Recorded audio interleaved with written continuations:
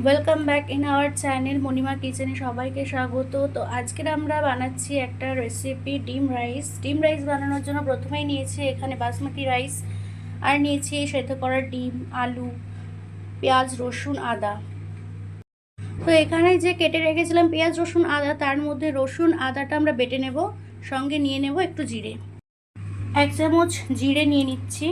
এরপর দিয়ে দেব সাদা তেল। তেলটা গরম হয়ে এলে আমরা ডিম আর আলুটা ভেজে নেব। প্রথমে ডিমগুলো ভেজে নিতে হবে, এরপর ভেজে নিচ্ছি আলুগুলো, এরপর দিয়ে দিচ্ছি নুন, নিয়ে নিচ্ছি আবারও সাদা তেল একটু বেশি পরিমাণ। এরপর দিয়ে দেবো পেঁয়াজগুলো, অল্প নুন অ্যাড করবো।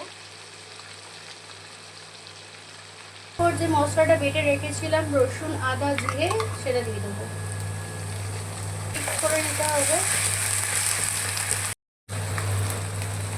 যেহেতু এটা হোয়াইট রাইস হচ্ছে, তাই জন্য আমরা সাদা বানানোর জন্য কাঁচা লঙ্কা ব্যবহার করব, লাল লঙ্কা ব্যবহার করব না। এভাবে মশলাটাকে ঠিক কষিয়ে নিতে হবে। কষানো মশলার মধ্যেই আমরা দিয়ে দেব 2 চামচ টক দই।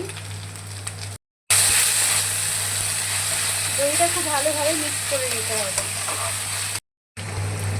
ভিজিয়ে রাখা বাসমতি রাইসটা এবারে দিয়ে দেব।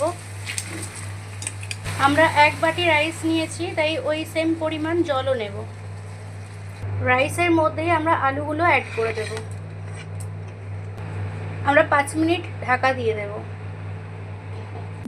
ডিম রাইসটার জন্য আমি একটা মশলা দেব, তার জন্য নিয়ে নিয়েছি স্টার আনি, আর নিয়েছি দারচিনি, এলাচ, আর যে সামরিচ, লবঙ্গ আর জয়িত্রী।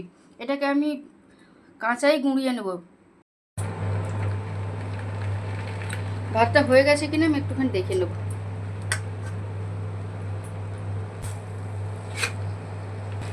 অ্যাড করে দেবো ডিমগুলো, পাউডার করা মশলাটা দিয়ে দেবো। মশলাটা এক্ষুনি বাটা হলো। তৈরি হয়ে গেল আমাদের ডিম রাইস।